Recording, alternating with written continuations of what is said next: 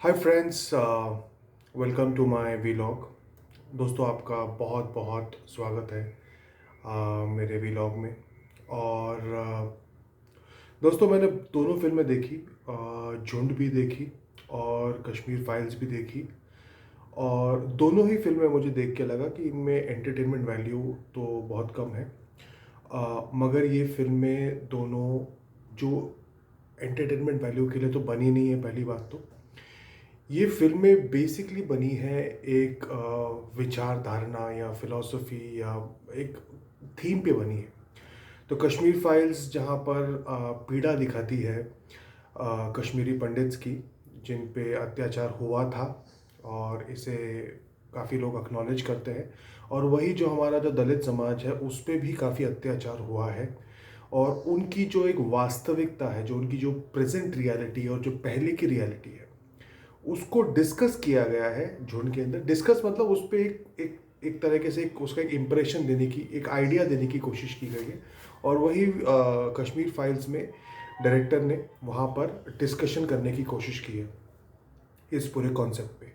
दोनों ही फिल्में ठीक ठाक हैं, मगर they are not for entertainment. जितने लोग उसको देख के सीटी मारना चाहते हैं और वो सब करना चाहते हैं, तो वो तो इस फिल्म पे नहीं होगा।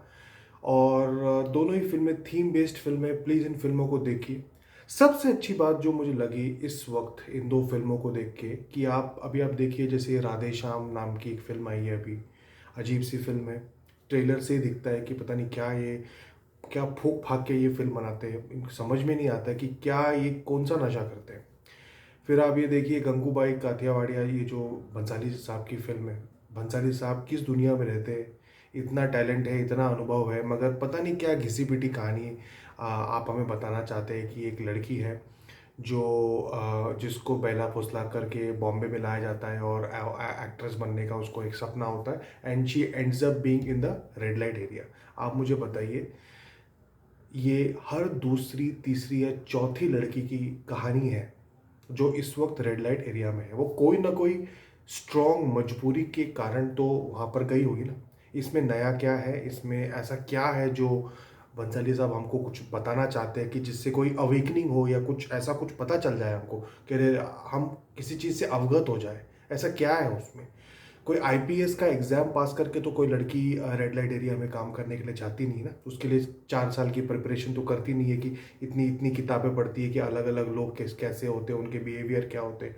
ये सब आईपीएस की प्रिपरेशन करके तो आप रेड लाइट एरिया में काम करने जाते नहीं हो ना। बट ऑब्वियस कि समाज में कुछ ऐसा वर्ग होता है जिसके पास बहुत ज़्यादा कोई एक प्रॉब्लम्स होती है या कोई मजबूरी होती है, जिसके कारण वो वहाँ पहुँच जाता है। ठीक है। आप ये हमें बताइए कि वो वहाँ से कैसे निकल सकता है, समाज की क्या ऐसी क्या दिक्कतें हैं जो ये प्रॉब्लम हो रही है, और इसको कैसे सॉल्व किया जा सकता है। एक एग्जिस्टिंग प्रॉब्लम को जो ऑलरेडी बहुत सारे लोगों ने डिस्कस किया है, आप हमको क्या बताना चाहते हैं, ये मेरे समझ के बाहर है। इसीलिए आप देखिए कि लोगों ने एक तरीके से इसको रिजेक्ट कर दिया है। अब मार्केट में गलत गलत खबरें फैलाई जाती है कि जो गंगू का कातियावाड़ी है वो 100 करोड़ क्रॉस करे। अरे 200 करोड़ तो बजट ही है फिल्म का। आप मुझे खुद बताइए, आप एक फ्लैट खरीदने जाते हैं जिसका बजट ही कुछ 50 लाख है, और मालूम पड़ता है कि मार्केट का सडन रेट गिर गया और वो 50 लाख का फ्लैट आपका 25 लाख का हो गया। आप खुश हो जाओगे क्या। अरे 200 करोड़ लगाया, 100 करोड़ की रिकवरी। अरे 200 करोड़ लगाने के बाद मिनिमम 400 या 500 या कुछ तो भी 350 करोड़ रुपए तो आप कमाओगे ना, तभी तो फायदा है ना 200 करोड़ लगाने का। 200 करोड़ पे आप 100 करोड़ कमाओगे या 150 करोड़ कमाओगे या 200 करोड़ ही कमा लो, डजेंट मेक एनी सेंस। दोस्तों, मैं ये वीडियो आपके पास क्यों लाना चाहता हूँ, मेरे दिमाग में ऐसी क्या बात चल रही थी कि जो मैंने समझा। आप देखेंगे कि सडनली झुंड और कश्मीर फाइल्स को लेके एक किस्म का आप सोच सकते हैं कि जो इस वक्त जो पब्लिक है, उनका जो रुझान है इस वक्त थोड़ा बहुत रियलिटी बेस पे जाता जा रहा है। जो सोच, जो इंटरेस्ट है लोगों को जानने की, जो मंशा है, वो कहीं ना कहीं सच्चाई और रियलिटी बेस पे वो थोड़ा बहुत इस वक्त सोचना चाहते हैं। जो फालतू का जो ड्रामा है, जैसे आप काठियावाड़िया देखिए, ये जो ड्रामा है, फिर आप ये देखिए ये राधे श्याम जो चल रही है।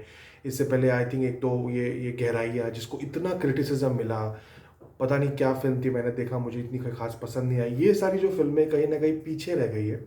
और आप देखेंगे कि ये जो असलियत से जुड़ी हुई फिल्में हैं, जैसे झुंड है या ये कश्मीर फाइल्स है, इनको सडनली एक अपलिफ्टमेंट मिल रही है। जबकि मैं आपको खुद बता रहा हूँ, मैं खुद फिल्मों से जुड़ा हुआ हूँ, मुझे इनमें एंटरटेनमेंट वैल्यू बहुत कम लगता है। मैं देख रहा था, पर मैंने इसको एंटरटेनमेंट वैल्यू की नहीं देखा है, मैंने इसको थीमेटिक्स के लिए देखा है। इसकी जो थीम है, ये बोलना क्या चाहती है, ऐसी कोई बात आपके पास रखना चाहती है जिससे आपको एक आपकी लाइफ में एक चैप्टर खुल जाएगा कि हाँ ये भी हुआ था। आपको आपकी अंडरस्टैंडिंग में एक और इन्फॉर्मेशन आ जाएगी कि ये भी हुआ था।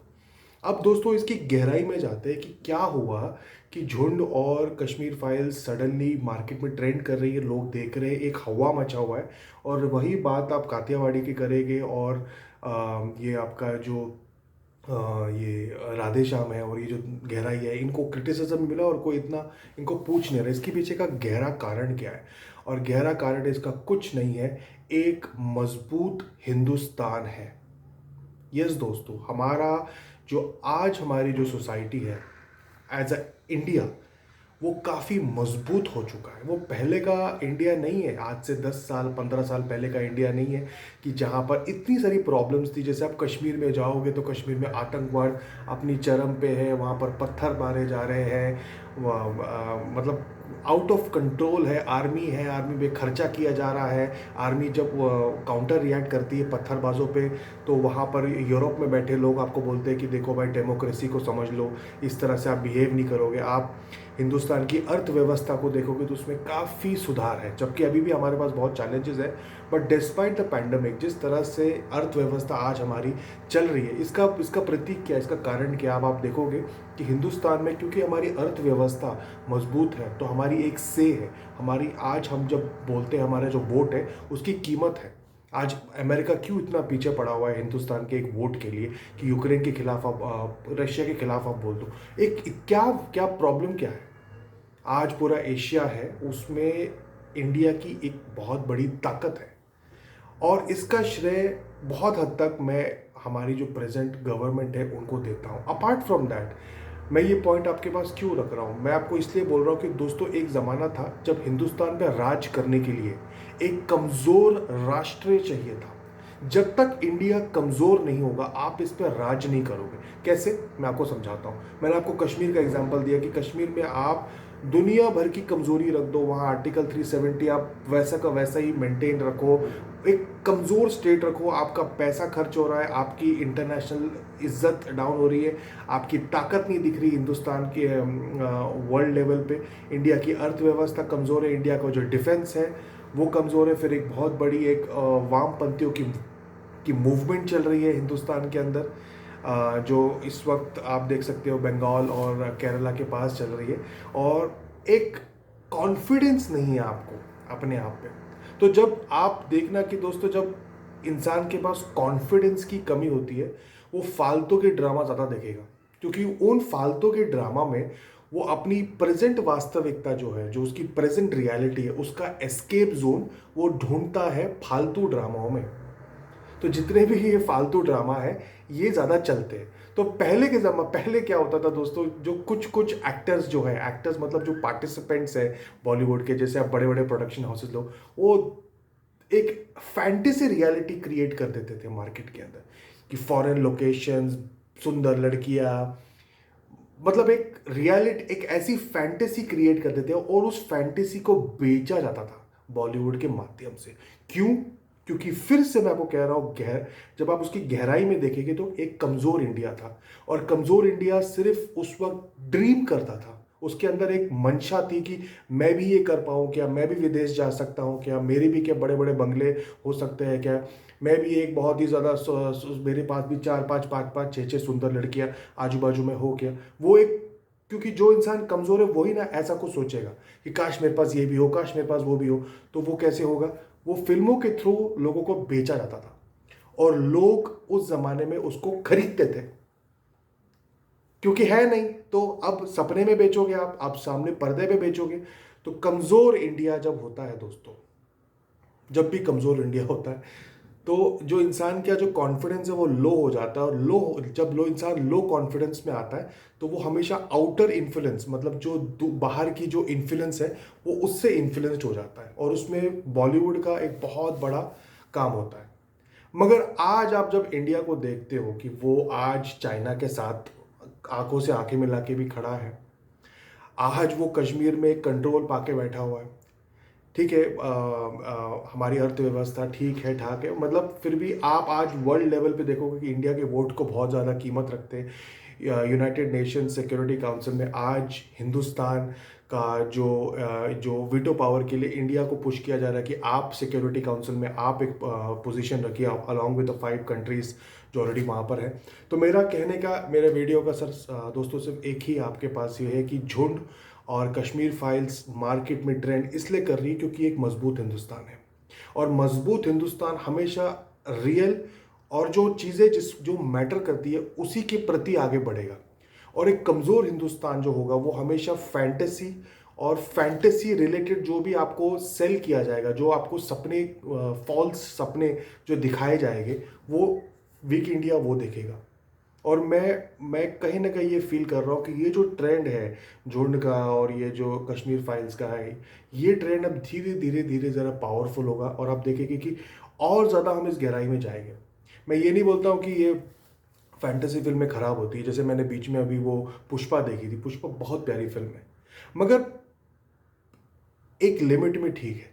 मगर आप हर टाइम आप फैंटेसी बेचोगे तो जितने भी ये फैंटेसी सेलर्स हैं मार्केट में, मैं उनकी क्रिटिसिज्म नहीं करता हूँ, मगर थोड़ा सा उनको भी आप धीरे धीरे न्यूट्रल ग्राउंड को समझना पड़ेगा कि थोड़ा फैंटेसी भी बेचो, थोड़ा सच्चाई भी बताओ। ऐसा नहीं कि बस फैंटेसी बेच बेच के कमज़ोरी का इतना फ़ायदा उठाओ कि कमज़ोर इंसान को बस तुम घुमा फिरा के फैंटेसी दिखाओ। फैंटेसी अभी गहराइयों में आप देखिए ना क्या दिखाया है कि एक पैसा वाला है और एक कमज़ोर लड़की है, जो वो दीपिका पादुकोण का जो कैरेक्टर है वो एक कमज़ोर लड़की है, और उसके पास वो देखती है कि ये जो लड़का है, इसकी जो कज़न बहन है, वो एक ऐसे लड़के से, मतलब वो खुद भी अमीर है और एक ऐसे लड़के से उसका चक्कर चल रहा है, शादी होने वाली है, जो बहुत ही अमीर है।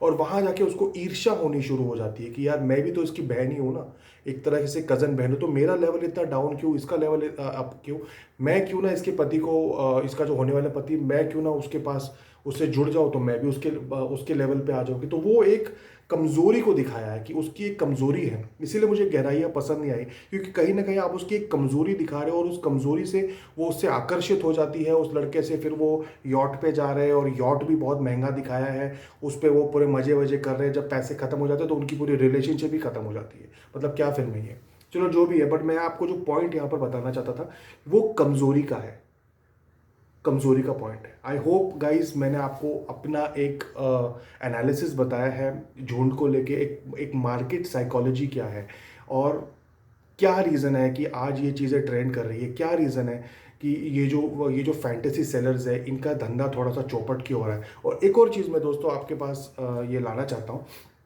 कि फैंटेसी सेलर्स, तो अब आपने धीरे धीरे आइडेंटिफाई करना शुरू कर दिया होगा कि फैंटेसी सेलर्स कौन है, मगर उनका क्रिटिसिज्म नहीं करना चाहिए, वो भी चाहिए, फैंटेसी सेलर्स भी चाहिए, क्योंकि फैंटेसी नहीं होगी तो इंसान इमेजिनेशन कैसे करेगा।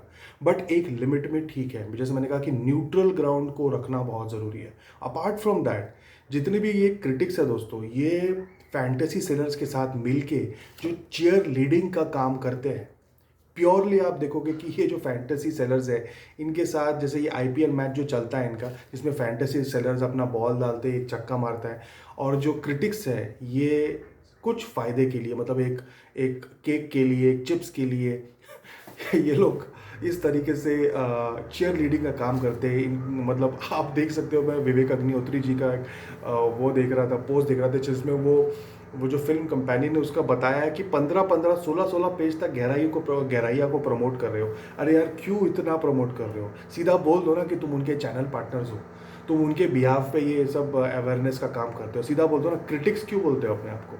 तो इन लोगों को भी धीरे धीरे दोस्तों अब थोड़ा सा ना ये समझना पड़ेगा कि वीक इंडिया नहीं है, मजबूत इंडिया है। न्यूट्रल ग्राउंड पे आके आप ठीक से विश्लेषण दीजिए। अभी आप देखोगे कि अनुपमा, ये जो फिल्म कंपेनियन है अनुपमा चोपड़ा है, इनका अभी जो रिव्यू आया है कश्मीर फाइल्स को लेके, इतना ज़्यादा, मतलब मुझे कोई पॉजिटिव रिव्यू तो दिया नहीं है। चलो ठीक है, फिल्म ठीक ठाक होगी, मगर आप कुछ तो न्यूट्रल ग्राउंड हो ना, आप थोड़ा तो बताओ ना कि ये, मगर इनको कोई लेना देना नहीं है। तो जो भी है दोस्तों, मैंने आपको ये जो मेरा एनालिसिस था मैंने आपसे बताया। आई होप आप धीरे धीरे इस पर भी थोड़ा विचार विमर्श करेंगे, थोड़ा सोचेंगे। कहीं आप मुझसे अग्री भी करेंगे, कहीं आपको लगेगा नहीं ये बकवास है। बट जो भी है दोस्तों, एक बार इस पे अध्ययन करना बहुत ज़रूरी है, बिकॉज एज अ सोसाइटी हमको समझना पड़ेगा द रिलेशन बिटवीन ये जो सिनेमा है, ये जो रियलिटी है, ये कैसे कोरिलेटेड है। ये थोड़ा बहुत हमको इस पर भी थोड़ा अध्ययन करने की ज़रूरत है। तो दोस्तों थैंक यू सो मच, आप लोग मेरे वीडियो भी देख रहे हैं और काफ़ी लोग उसको पसंद भी करते हैं, तो मैं काफ़ी मुझे अच्छा लगता है। तो thank you so much guys और थैंक यू।